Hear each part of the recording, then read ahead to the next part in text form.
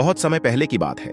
एक समृद्ध राज्य था जिसका शासन एक न्यायप्रिय राजा वीरेंद्र और उसकी धर्मनिष्ठ रानी वसुंधरा के हाथों में था। राजा वीरेंद्र के राज्य में शांति और समृद्धि थी और लोग खुशहाल जीवन जी रहे थे। उनका राज्य प्रकृति से भी बहुत आशीर्वादित था और यहाँ के लोग मेहनत और ईमानदारी से अपनी जीवन यात्रा जीते थे। राज्य के बीचों बीच एक सुंदर महल था जहां राजा और रानी का निवास था। उनका एक बड़ा परिवार था जिसमें राजा, रानी, उनके 2 पुत्र और कई परिवार के सदस्य शामिल थे।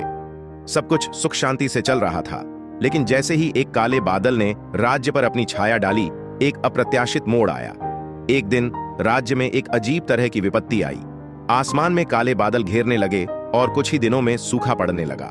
नदियां सूखने लगीं, फसलें मुरझा गईं और राज्य के लोग अकाल से जूझने लगे। किसानों के पास खाने के लिए अनाज नहीं था, व्यापार ठप हो गया और राज्य में एक हाहाकार मच गया। राजा वीरेंद्र बहुत चिंतित हुए और उन्होंने राज्य के सभी प्रमुखों और मंत्रियों की बैठक बुलाई। राजा ने कहा, हमारी इस कठिन घड़ी में हम क्या करें? इस संकट से उबरने का कोई रास्ता दिखता नहीं। सभी मंत्रियों और प्रमुखों के चेहरों पर चिंता की लकीरें थीं, लेकिन कोई भी ऐसा उपाय नहीं सुझा सका जिससे राज्य का उद्धार हो सके। तभी राज्य में एक वृद्ध संत का आगमन हुआ। उनका नाम था संत राघव। वे बहुत ज्ञानवान और साधु थे और उनका कहना था कि उन्होंने कई राज्यों में संकटों से जूझते हुए लोगों की मदद की थी। वे राज्य में आए और राजा के दरबार में पहुंचे। राजा ने संत राघव से पूछा, महात्मन, हमारे राज्य में अकाल पड़ गया है, फसलें मुरझा गई हैं और लोग भूख से परेशान हैं। आप हमें क्या मार्गदर्शन देंगे? संत राघव मुस्कुराए और बोले, राजा वीरेंद्र, तुम्हारे राज्य के लोग संकट में हैं, लेकिन तुम यह भूल गए हो कि संकट और समृद्धि दोनों के बीच की सबसे बड़ी कड़ी क्या है? क्या तुम जानते हो कि तुम्हारी ताकत क्या है? राजा ने ताज्जुब से पूछा, क्या है वह ताकत, महात्मन? संत राघव बोले, वह ताकत तुम्हारे परिवार की एकता में है। जब तक तुम्हारा परिवार एकजुट रहेगा, तब तक तुम्हें कोई संकट हराने की ताकत नहीं पाएगा। तुम अपनी कड़ी मेहनत, एकता और संयम से इस संकट का सामना कर सकते हो। राजा वीरेंद्र ने संत के शब्दों को गहरे से समझा और अपने परिवार की एकता पर ध्यान केंद्रित किया। उन्होंने अपने परिवार के सभी सदस्यों को बुलाया और कहा, हम सभी को इस संकट से उबरने के लिए एकजुट होकर काम करना होगा। हमें अपने राज्य के लोगों को भी साथ लेकर चलना होगा। रानी वसुंधरा ने कहा, हमारे पास जो भी संसाधन हैं, हम उन्हें सबके लिए सही तरीके से बांट सकते हैं। हमें एकजुट होकर इस संकट का सामना करना होगा। राजा और रानी ने मिलकर राज्य के सभी प्रमुखों और नागरिकों से अपील की। उन्होंने कहा, जो कुछ भी हमारे पास है, हम उसे एक साथ बांटेंगे। हम अपनी मेहनत और साहस से इस संकट को हराएंगे। राजा वीरेंद्र ने अपने परिवार के सदस्यों को जिम्मेदारियां सौंपी।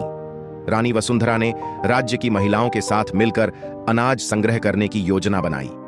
राजा ने अपने पुत्रों को विभिन्न गांवों में जाकर लोगों की मदद करने के लिए भेजा। हर कोई अपनी क्षमता के अनुसार काम करने लगा। राजा के बड़े बेटे राजेंद्र ने गांवों में जाकर किसानों को अपनी फसलें पुनः बोने के लिए प्रेरित किया। छोटे बेटे अर्जुन ने गांवों में पानी के स्रोतों को फिर से जीवित करने की योजना बनाई। उन्होंने गांव वालों के साथ मिलकर पुराने कुएं और तालाबों को फिर से साफ किया।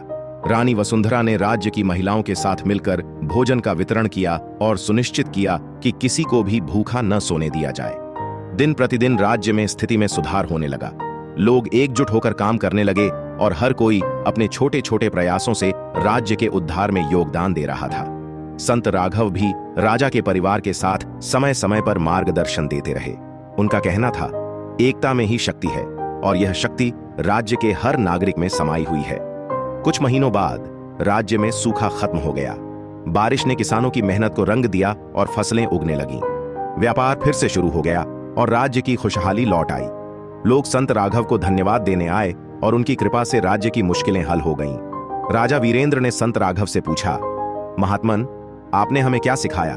संत राघव मुस्कुराए और बोले, राजा वीरेंद्र, इस संकट से तुम्हें यह शिक्षा मिली होगी कि कोई भी कठिनाई जीवन में स्थायी नहीं रहती। अगर हम सब एकजुट होकर कार्य करें और अपनी जिम्मेदारियां समझें, तो कोई भी संकट हमें हरा नहीं सकता। तुम्हारा परिवार, राज्य और नागरिक सभी मिलकर इस कठिन समय का सामना कर सकते थे और तुमने यही किया। यही है असली शक्ति। राजा ने संत के शब्दों को अपनाया और राज्य के विकास के लिए एक नई नीति बनाई जिसमें परिवार की एकता और सहयोग को प्राथमिकता दी गई। उन्होंने यह संदेश दिया कि कोई भी संकट हो, अगर परिवार और समुदाय एकजुट होकर काम करें तो कोई भी मुश्किल आसान हो जाती है। परिवार की ताकत में वह ऊर्जा होती है जो किसी भी कठिनाई को पार कर सकती है। एकता और सामूहिक प्रयास से जीवन के किसी भी संकट का समाधान संभव है।